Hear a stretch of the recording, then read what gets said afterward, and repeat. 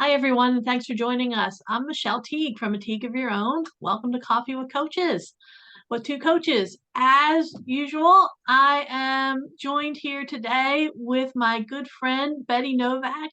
Say hi to everybody, Betty. Hi, it's great being here with Michelle, and this is going to be a great session This today. is, Yeah, yeah, it's really needed. Go we're ahead. gonna we're gonna be talking about women in the workplace and women in leadership. And I think this is going to be a good topic for probably at least two of our sessions that we've got. But we need to take a look back at the last few years because something happened in 2020 that really shook things up in the workplace and shook things up for women in particular. Yeah, it was really a tough time. I mean, the pandemic totally threw everything into chaos, and the women were staying home to those jobs that were open. The women were staying home because they needed to do elder care, or they needed to actually take care of their children and do homeschooling. So their whole role changed to full-time caretaking roles. And so, 64 million jobs were I'm sorry, women around the globe lost 64 million jobs in 2020. Mm. That's a 5% loss. That's a big loss. That's That not a small is. number. And the men compared, they lost 3.9%. And Black women and Latinx women made up nearly half of those pandemic workforces. And I know I'm reading the stats off because I want you to have them and understand what's going on. So, Yeah, and it, 2020 was a crazy year. And then when we moved into 2021 and everyone was like, all right, now we're going back. No. And in 2021, that's when we started to hear the term the Great Recession, and the Great Resignation. And with the Great Resignation, you had a lot of people. You had a bunch of women, you had a bunch of men also, but you had a lot of people who were leaving their jobs. Literally, you had millions of people leaving their jobs each month. And the quit rates for women were actually higher than the quit rates for men, which I think is interesting because part of it was because they wanted to be able to work remotely. They wanted to have those flexible hours because they had children still that were going back and forth with being at home or going to school remotely, and so they needed the flexibility to be able to stay home. They were also looking for better pay and growth opportunities. And as a result, you had a lot of women who were quitting their jobs and moving on to greener pastures, or at least what they thought were greener yeah, pastures. but, And then what happened when we got to 2022? well, in 2022, they were still having the resignation. Um, there were some gains in the women's labor force, but still it lagged behind. And it's sort of like between 2002 and 2010, women's labor force reached its peak. And I remember because that was the time when I was moving up in management, and it was hard to go there, but I was able to. And so they were by December 2022, the labor force participation for women was 58.1%, while it was 70.4% for men. Mm. So women were still lagging. And there were a number of reasons. I had a former client who whose agency called her back. And she wanted to still continue to be a branch manager and work at home because the commute was really hard in her city. And her boss wasn't really for it. And so she was looking for another agency nearby that she could work remotely. But I suggested that she negotiate it. And Mhm. so she went and negotiated, and she doesn't have to be in the office all the time. She can work remotely. So that's something if you as a woman or, don't want to return to work. to the workplace than try to find some compromise and negotiate. So, And when it comes to retaining women, that can be a huge challenge in the workplace, because right now retaining good employees is one of the top concerns that a lot of businesses and human resource professionals have. That's one of their top challenges, is not only finding good people to come and work for them, but to keep the good people that they have there on board.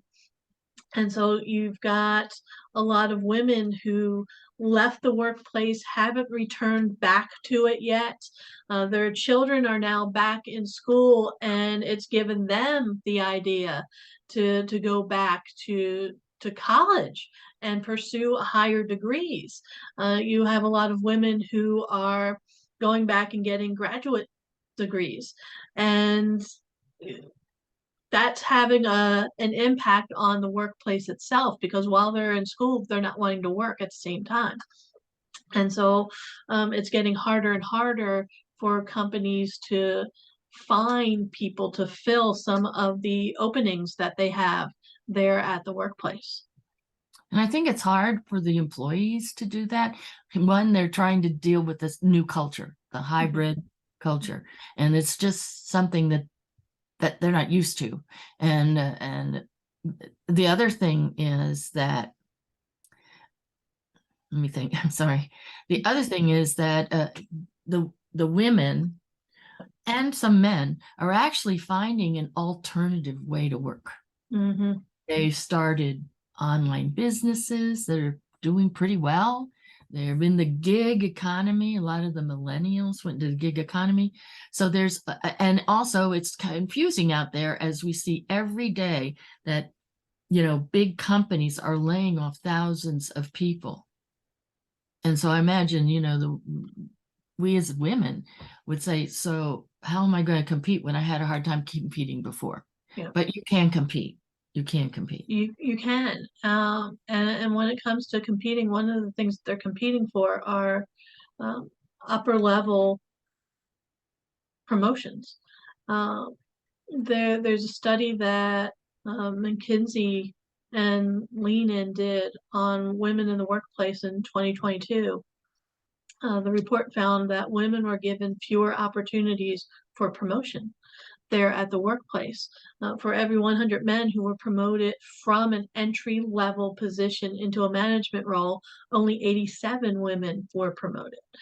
So you're seeing a little inequality when it comes to being promoted there at the workplace. And if you want to draw women back into the workplace, one of the ways to do that, obviously, is to let them know that there are opportunities for them to grow within your organization. If you're not bothering to promote them, though, they're not going to want to stick around.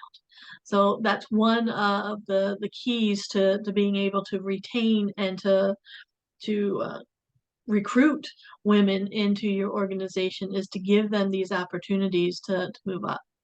I think there's But one other thing that's not talked about, which sure. is if you're a woman doing, if you're a man or woman, but women seem, because they have more, they have to work with their children Mhm. and elders, and they also have to work the same stress that they had before, the COVID. But the one thing that's coming up is women need more money. Yeah. The salary isn't as high as men. And so, and what's happening is the big talk is doing more with less. Now, I heard that before COVID, right? But now it's really hard. I mean, people are having to do more with less, and really they think that they should really be compensated for it and get more money. So that, promotion may not be it, but it may mean having a salary increase because you're doing two jobs at one time. Yeah. And that calls for being able to negotiate and find out if your employer is ready to do that. So, but how do you think we should do things differently in 2023? Oh, well, that's a great question. First and foremost, I think one of the things that organizations need to do is to talk to women within their own organizations at all the different levels and ask them questions. Find out what's working, find out what's not working in terms of their career growth, in terms of flexibility there at the workplace, in terms of the culture. Culture is important, especially when it comes to retaining the people that you have. You want a positive culture. You want a culture that is growing, that is comfortable for people to work in.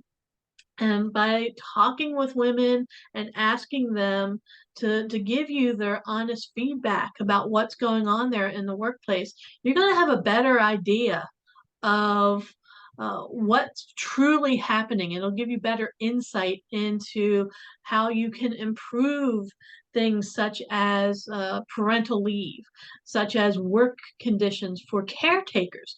And it's not just caretakers for children. There are a lot of people who are, I'm a Generation X person, and there's a lot of people who are Gen Xers out there who are taking care of their older parents at this point. And so you've got those type of caregiver situations. You've got upskilling where people can learn skills to get promoted, but also to help do those two jobs that they're now being asked to do.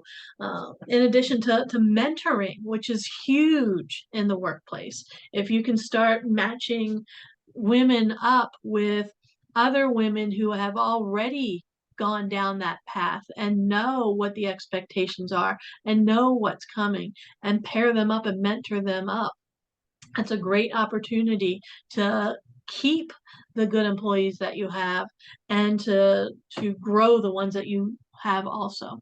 And if the one that's mentoring you or gives you an apprenticeship, but mentoring you is a level up, she or he actually should be thinking, if I mentor this woman, then and she can move up into my place and I can move farther up towards the C-suite. So but sometimes people are intimidated by being asked to mentor, and they're worried that their job is on the line. So they have to sort of figure out how to handle that worry. And then one other thing that really helps during a time of down, where layoffs and companies reduce their structure, their footprint, is to focus on recognition and succession. And this is another way to stamp out inequities. And you must identify what's not equal, the inequities, by asking certain questions. And one or two of the questions are, how are promotions and succession plans built? That I would ask HR. Get together with HR and research to see what are the ones that are working. And is it equitable and unbiased? Because we have a lot of information about equity and diversity. And how are promotions and who is winning awards and bonuses and why? And that's important because people will say, well, she got a bonus, he got a bonus, why didn't I get a bonus? And so, you need to be very clear why people got the bonus and also the promotion. So the other people that will aspire to it can learn how to work towards it. And last, but do the people put on these lists reflect the workforce? Yeah. Are women a smaller portion of that workforce? And we also have to say, are women of color even more so being not looked at and focused on? Yeah, I think one of the things that organizations need to do is they need to look at their organization and ask themselves, is this a good reflection of the community that we operate in? Oh, Is this definitely. a good reflection of the people that we're serving? And if not, what can we do to change that? So take a look at the organization that you're in and see, is this as diverse of an organization as the community that you're in. Now, it could very well be that the community you're in is not all that diverse. There are places that I have lived that have not been very diverse, but there Mhm. are other places that I've been in that have been hugely diverse, and some of the organizations there weren't. This is an opportunity for organizations to really tap into the different people that you have there within your community, to draw from them and to make your workplace a more diverse workplace. Well, another thing that happened in the past too was, if you talk about community, let's talk about community of employers. Mhm. Getting together and sharing what worked and what's not working and what you want to put into place. Because really, if everybody is, um, working well, they're back to the way they want to be, then it becomes a very healthy corporate and business community, Yeah. and you can work with each other. So Yep. it's And joining your local chamber of commerce is a great way to be able to do that, because you'll be able to interact and network with other employers there in your area and find out what's working and what isn't. Yeah. and the other one is NABO, Mhm. National Association of Women in Business, and some other types of women or oriented businesses. So yeah. Excellent. So we want to gather and analyze data around gender representation. Mhm. So if it's inequitable, which is what we were talking about, then it gives you a starting point to be able to stop the limitations that are happening and holding women back, Mhm. and look at your programs and rebuild them so that they include everyone fairly.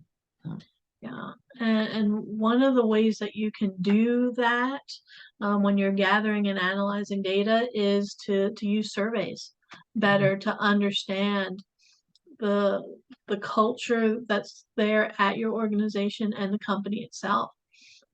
Uh, so ask yourself, is what this business, what this organization says about its culture in alignment with what the employees are actually experiencing? You sometimes have this disconnect between what you believe to be true and what is actually true. And so, what is your organization doing to make sure that the culture it wants to foster is what the people are actually experiencing? Do, do does the experience change based on an employee's gender? Are women experiencing the culture differently than men are? Do meeting culture committee work and team socializing welcome and include everyone? Now, are you really trying to reach out to women? Are you really trying to reach out to different ethnic groups within your organization to include them on in what you're doing? You need to include open-ended responses in areas to capture unforeseen issues and invite ideas for improving company culture and engagement. That's how you're going to make change, and that's how you're going to make lasting change, is when you actually invite these ideas and then act upon them and let people know that you want a welcoming culture, you want a culture where people are going to feel comfortable and included when they're there and they're working. also where they're going to feel safe, Mhm. because they don't know if something else is going to come down the pike, or there is some in some of our cities, there's some crime, more so than we've ever had really before. So we talked about this briefly, that you want to foster mentorships and apprenticeships. So apprenticeships are sort of misunderstood. Mm, They are powerful programs for developing talents and skills for women who are underrepresented. mhm. In essence, when I was in the federal government, I took a detail. That's sort of considered an apprenticeship, where you go to another agency and you work with them and learn some new skills. And I worked with a internal federal consulting group and learned a lot from them. And so when you do this, there are findings out there about apprenticeships in the United States, and it says women make up only 14 of active apprenticeships. Wow. We need to push that a little more because I think apprenticeships, people think, well, why is that really important? So more needs to be said about why apprenticeships are important. Mhm. So, but it does mean that huge opportunities for women there in apprenticeships are out there. And when you're in an apprenticeship and people see you really working and you are developing skills, they're more likely to refer you to a job opening or Yeah. promotion. So you're there, they're seeing you. So they encourage you to build an apprenticeship program focused on bolstering the ranks of women in areas where the business struggles. For instance, engineering or technology. Now, technology is busting out. Mhm. All employers need technology, but they need to find certain technology. So, Yeah, and and go you're ahead. right, because apprenticeship programs, they can help develop women's skills and also help them develop the skills they need for the next role that they want to take. And it can help fast track them to the next level of their career. Mhm. And there's a lot of apprenticeship programs that are out there. It's just a matter of going online and doing a little bit of research and finding them and applying. That's the thing about apprenticeships is you do need to apply for them. But one of the places that you might really find more apprentices, if you like interact and network with some of the leaders and executives, is on LinkedIn. Yes. Put yourself out there and just, be prepared to say why you want an apprenticeship and what you want it in. And if anybody is seeking apprentices, please contact you and you'll send a resume to them. And also you can do research about that company so you can customize what you're going to say in your resume, to match their company's mission, vision. Oh yeah, LinkedIn has a wealth of information on it, and there are so many opportunities out there. And I don't think people take advantage of it as much as they should. Well, you said it's time to take action, and it really is time to take action. So, the longer we take to improve the conditions that are out there for women, the more talent that we will lose because they'll continue to leave the organizations and try to find something else in the economy. Mhm. But there's something that's happening too, that people who left in the big resignation are not happy No, where they went. yeah, And so they want to come back to the culture and the organization. And that's a whole different, topic, but it is out there. And so need to look at that too. yep. Also bringing back women into the workplace, but building a strong pipeline for younger women. Yeah. It's not just about the current workforce, it's about the future workforce. And what are we putting in place now that will benefit them in the coming years? Because that's where more growth is going to occur.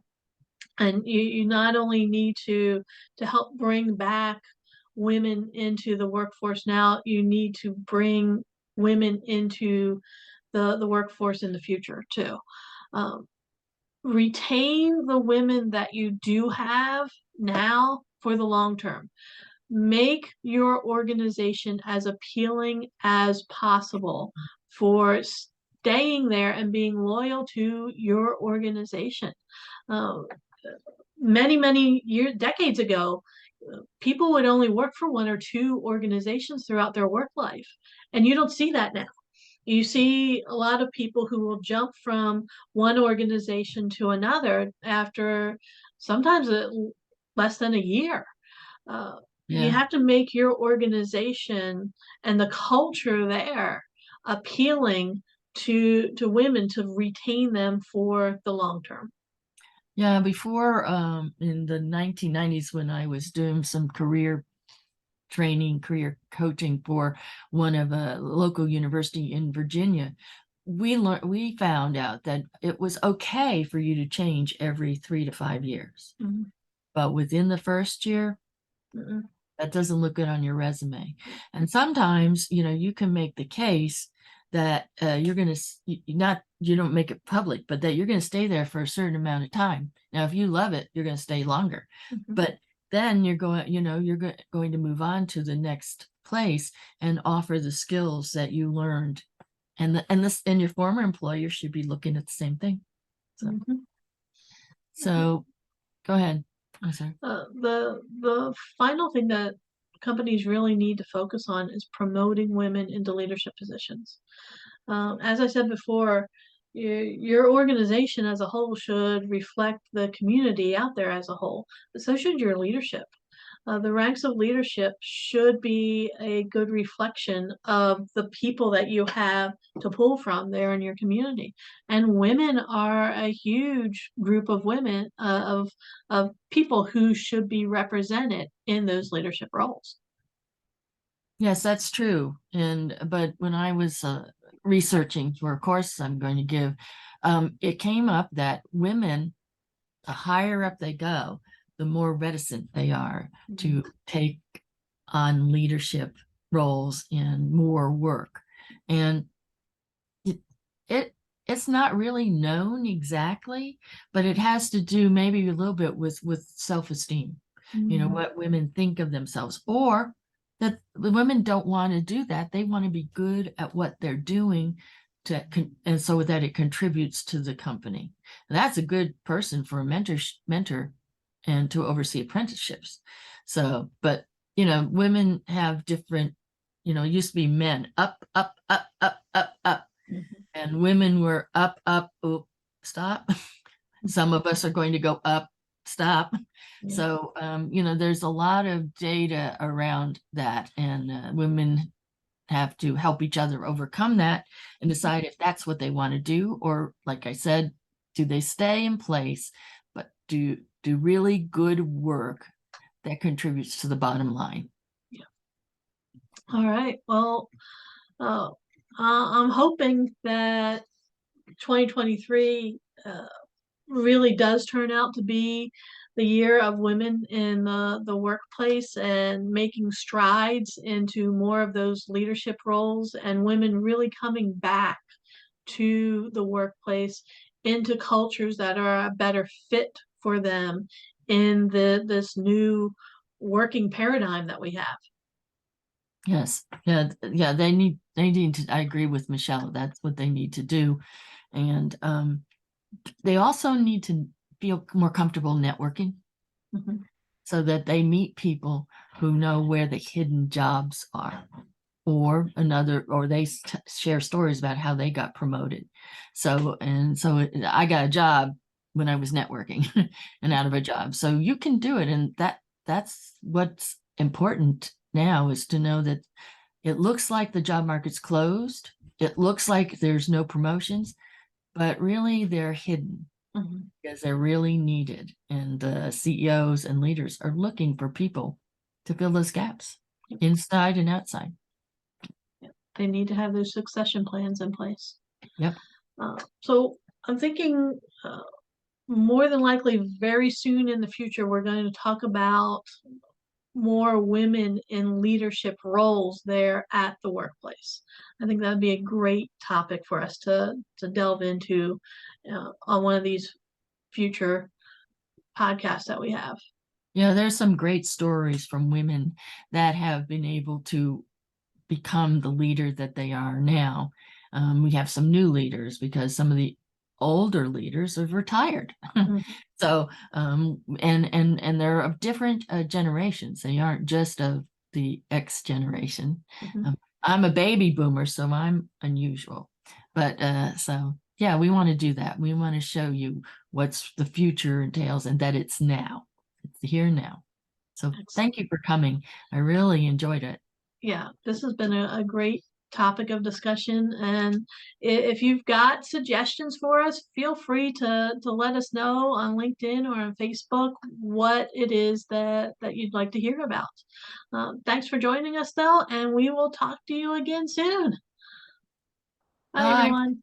Great. Thank you.